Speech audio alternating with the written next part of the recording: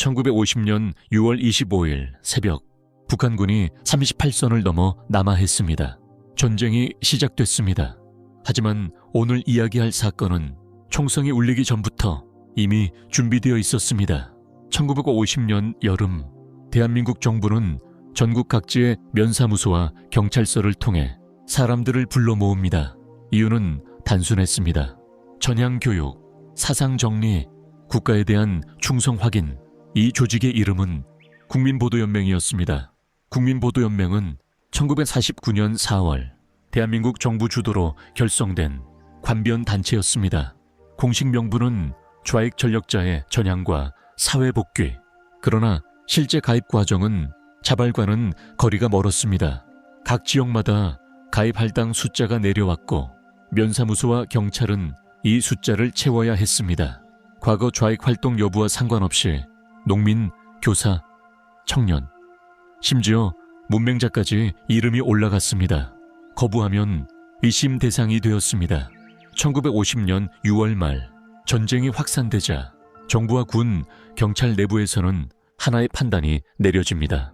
북한군이 내려오기 전에 이들을 처리해야 한다.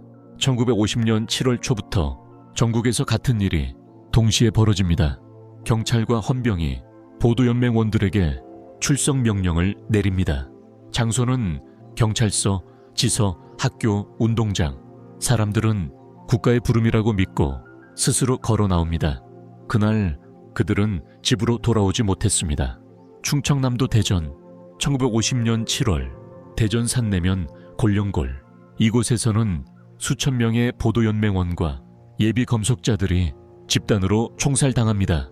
이 사실은 2000년대 이후 유해 발굴로 확인됩니다. 경상북도 경산 코발트 광산 1950년 7월부터 8월 사이 수백 명에서 수천 명에 이르는 민간인이 광산 갱도 안으로 끌려 들어갑니다. 총성이 울렸고 갱도는 봉인되었습니다.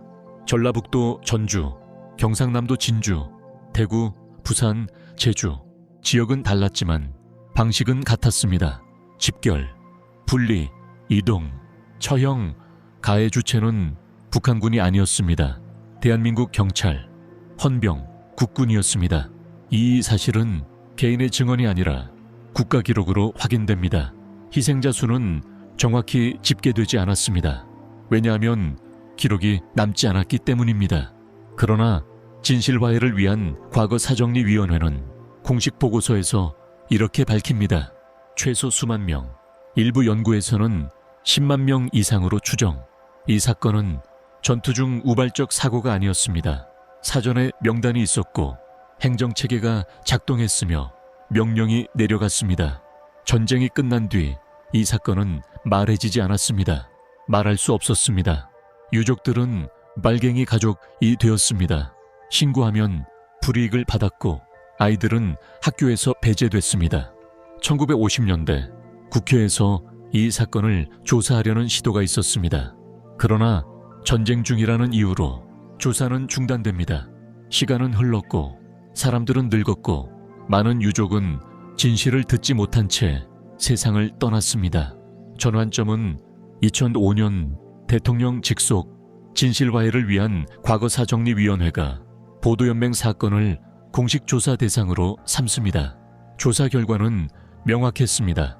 국가 공권력에 의한 조직적 민간인 학살. 이후 대한민국 법원은 국가의 책임을 인정합니다. 여러 지역에서 국가배상 판결이 확정됩니다. 그러나 단 한 번도 정부 차원의 전면적 사과는 없었습니다. 이 사건을 특별하게 만드는 이유는 희생자의 숫자만이 아닙니다. 이 사건은 전쟁이 터지자마자 국가가 자국민을 먼저 의심하고 먼저 제거한 사례이기 때문입니다.